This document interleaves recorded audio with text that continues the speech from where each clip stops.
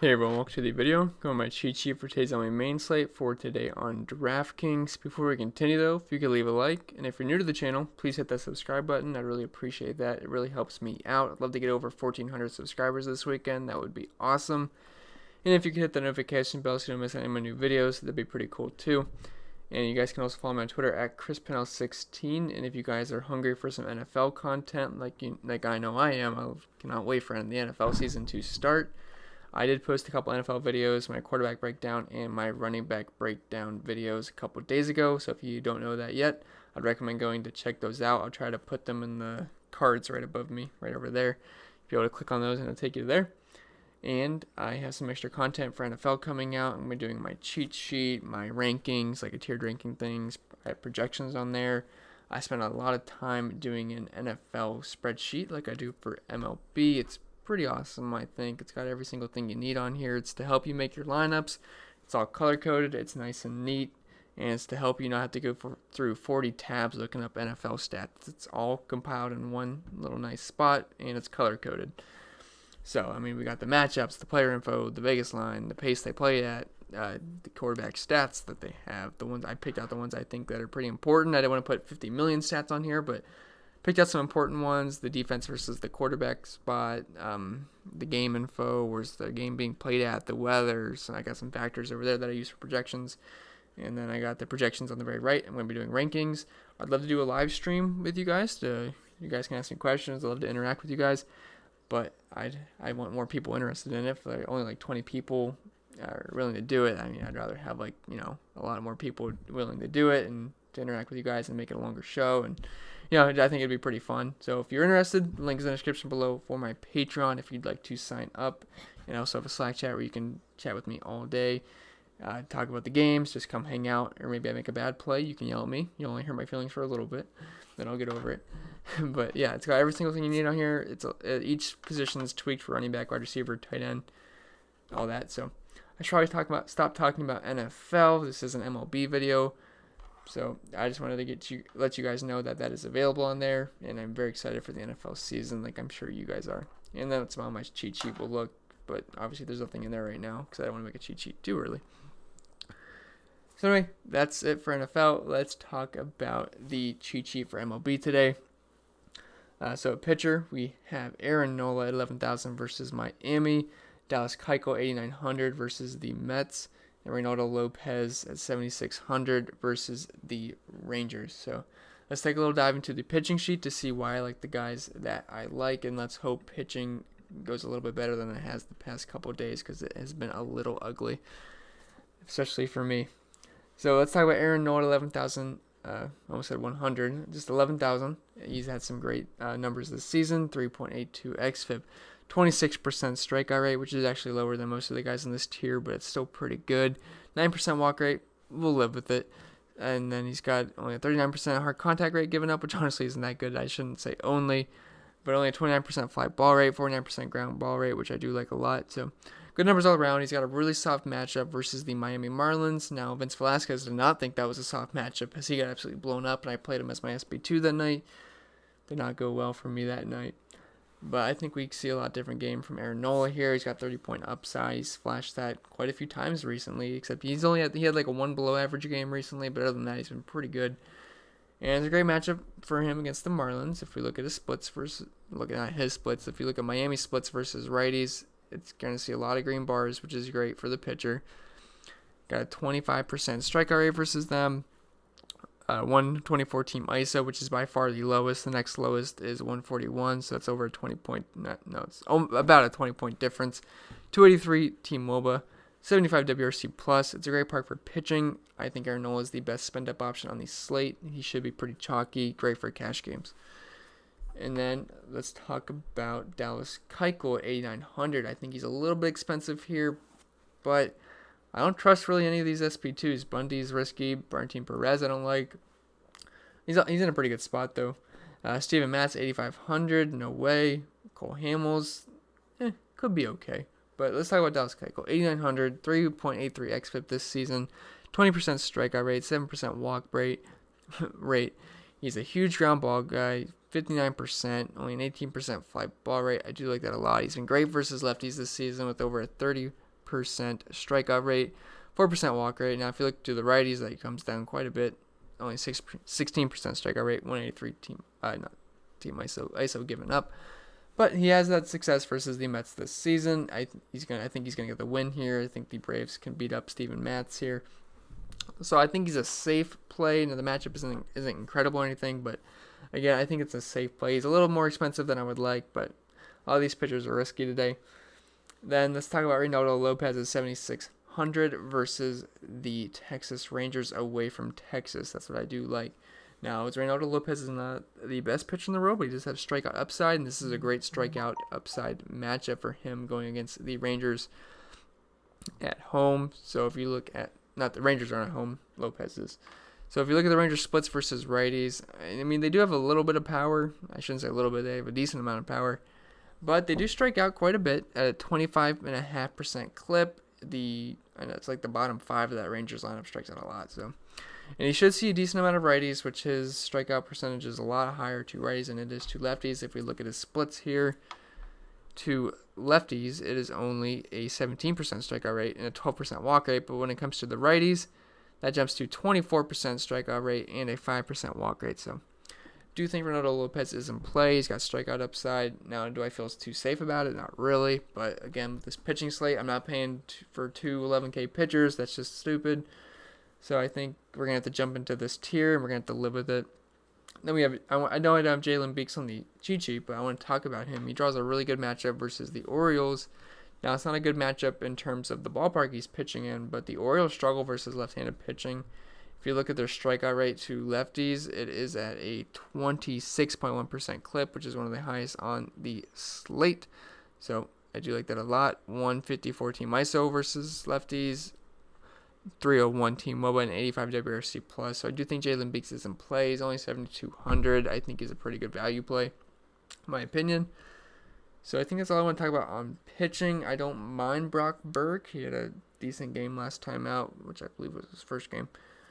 So I think he's an okay value play. I do prefer the righties versus the White Sox because they have actually been somewhat decent versus lefties this season. But I think he's in play. Don't hate it. And again, my laptop's at 9%, so let's see if we can get through this video. I sure hope so. So catcher, we have Max Stassi, whatever it is, at 2,000 versus Framber Valdez. He's a low strikeout pitcher. And, well, I think I was thinking of Agersol. Let me check Valdez's strikeout rate just to double check this. Yeah, 10%. So, no, sorry, I'm looking at Agersol again. 19%. So it's not the best, but it's not the worst. I was getting him mixed up with Agersol. They got similar names. So, yeah, I like Stassi versus lefties. He's min-price, but yeah, he's not basically. He is min-price versus a lefty, so he should be in the lineup batting around 8th or 9th. Is he a high upside play? No, but he's going to save you salary, and he's going to allow you to spend up at other positions, because if I do want to punt a position, it's always going to be catcher. Then we have Robinson Chirinos at 3,800 versus Jaime Barria, who just absolutely sucks versus right-handed pitching. If you look at his splits, he is a huge splits guy when it comes to righty. Big reverse splits guy. To lefties, he's got a 28% strikeout rate and a 200 ISO given up to that position. But when it comes to the righties, we're looking at a 372 ISO given up, 436 WOBA, 12% strikeout rate. This guy sucks versus righties. The Astros have a ton of good righties in their lineup.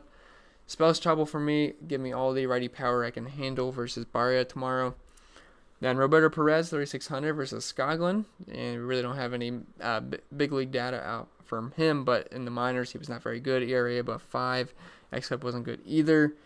So, do like the Indians. They have one of the higher implied run totals of the slate at, like, I almost said 8. It's at 6. I think it's like 5.97 right now. So, but do like Perez versus lefty. He's been very good versus them this season.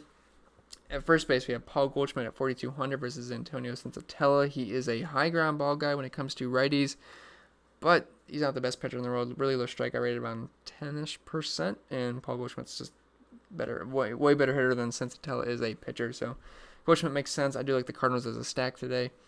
Then we have Ji-Man Choi, 4,000 versus Dylan Bundy. I can't imagine Bundy. I don't know what I'm talking about. Sorry. He should be batting around 4th or 5th versus Bundy. Bundy has a much higher strikeout rate to righties. Gives a lot, but he does give a lot more power to righties. But Ji-Man Choi is a lefty, where Bundy has a much lower strikeout rate to lefties, but with less power given up. Nonetheless, I think it's a good matchup. The Orioles bullpen sucks. Great park for hitting. I do like Choi at that price tag. Then we have Miguel Cabrera at 3,400 versus Martin Perez. So I don't love this play, but if you need the salary savings, I don't mind Miggy versus the lefty. He's been better versus lefties this season, so makes some sense there. Second base, Ozzy Albies at 4,000 versus Steven Matz. This is one of my favorite plays of the slate today. He's a core play for me. Albies kills lefties in his career and this year. And really, yeah, I just love the play. He should be batting second. Matz gives up stolen bases. Albies has speed to swipe some bags, so love Ozzy always in this spot. He's one of my favorite players on the entire slate. Josh Van Meter at 4K versus Dario Agrazal. This is the guy I kept getting mixed up with Framber Valdez. So he's got a really low strikeout rate, only at 10%, and Van Meter should be leading off. I wish this game was in Cincinnati, but it's in Pitt. But again, leading off versus a not very good righty. It makes a lot of sense to me. Colton Wong, 3,800. He's been batting second recently, and I do like that a lot. He's got speed. Sensatella is much worse versus lefties in terms of the ground ball, fly ball rate. A lot more fly balls to lefties. I like Colton Wong batting second, and I love that Cardinal stack as well. At third base, we have Alex Bregman at 5,400 versus Jaime Barria. Like I said, Barria sucks versus righties, so I love all the righty power I can get in this lineup. Josh Donaldson, 4,500 versus Steven Matz. I love the Braves tomorrow, and Steven Matz gives up hard contact to righties and power. Love Josh Donaldson, always been good versus lefties. Yuli Gurriel, 4,800, more righty power versus Jaime Barria. Makes a lot of sense to me. At shortstop, we have Frankie Lindor, 5,200. Limited sample size, but he's killed Eric Skoglund. I think he's like 3 for 4, 2 home runs, a double. So I love the Indians stack. I'm not a big BVP guy, but just thought I'd throw that in there for those of you who like that. Love Frankie Lindor tomorrow. We have Alex Bregman at 5,400 versus Jaime Barria. Again, we already talked about that. David Fletcher at 4K should be leading off versus Valdez, the lefty. So not my favorite play in the world, but only 4K leading off for the Angels. I don't mind doing that at all. And then in the high-end outfield, we have Ronald Acuna Jr. I almost made him a core play, but he's just really expensive. I didn't want to make you guys feel like you had to play him, but I do think he's a fantastic play versus Matz. Stolen base upside, ton of power upside. Love the play if you can afford him. George Springer, 5,100. More righty power for the Astros versus Barria. He will be leading off, so like that. And then Nelson Cruz, 5,700. It's just a rule of law in DFS. If Cruz is facing a lefty, he becomes one of the top plays on the slate, no matter who the lefty is. Matthew Boyd's a really good, I would say really good. He's a very respectable pitcher, good strikeout rate, but always keep Cruz the advantage when it comes to facing a lefty. Bad bullpen for the Tigers as well. And then in the mid-range outfield, we have Oscar Mercado, 4,700 versus Eric Skoglund. He should be batting around second. Love Mercado versus lefties. Love the Indians tomorrow. Same exact thing for Puig, like Puig 2, only 4,400. Could see him having ownership. Then we have Ryan Braun at 4,300 versus Robbie Ray.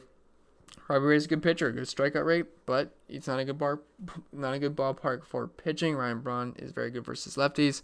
I'm going to take a shot versus Robbie Ray. Give me the righties. In the value outfield, we have Dexter Fowler at 4,000. Love the Cardinals. I love the lefties versus Sensatella. I still like Goldschmidt, but Fowler's been good recently, leading off. Sensatella, not very good versus lefties. Makes a lot of sense to me. Lorenzo Cain for 3,700 versus Robbie Ray.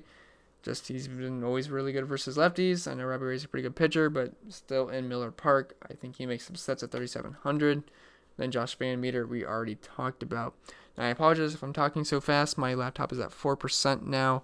I actually recorded this entire video earlier, but I messed something up. I didn't want to sound stupid, so I changed it. So if you got a notification that I posted a video a little bit ago, I did, but I put it back to private and deleted it because I messed something up. And anyway, core plays for me are Aaron Nola at 11,000, Max Stacy, whatever, at 2,000, and Ozzy Albies at 4K. And then the top stacks for me are the Indians, the Braves, the Cardinals, and the Astros. And anyway, guys, that's all for the video. Remember to leave a like, hit that subscribe button if you're new. I'd really appreciate it. It really helps me out. And hit the notification bell so you don't miss out any of my new content, especially for the NFL season. I know I'm so excited for that. And how about that Andrew Luck news? That was insane. I thought it was one of those sports talk Barry tweets at first, and I just kind of blew it to the side. Then I kept scrolling, and I'm seeing it from Verified Bleacher Report, ESPN. I'm like, oh shoot. So yeah, that was crazy. Just very shocking. I mean, I guess it's the right move if you're not right mentally, he's mentally tired. He's just racking up the injuries. I understand. I can't believe he got booed though by the Colts fans. I know that doesn't represent all the Colts fans in the world. So if you're a Colts fan, I'm not talking about you because I'm sure you're booing at your house or anything. But yeah, that's crazy. I mean, couldn't believe that, but I guess it just happens sometimes. So anyway, I'll leave you guys with that. So excited for the NFL. Check out the NFL videos. I'll put them in like a card up here somewhere. Earlier on the video, I should have said that earlier. Anyway, leave you with that. I hope you guys have a great Sunday, and I wish you guys the best of luck. Hopefully our pitchers don't suck this time.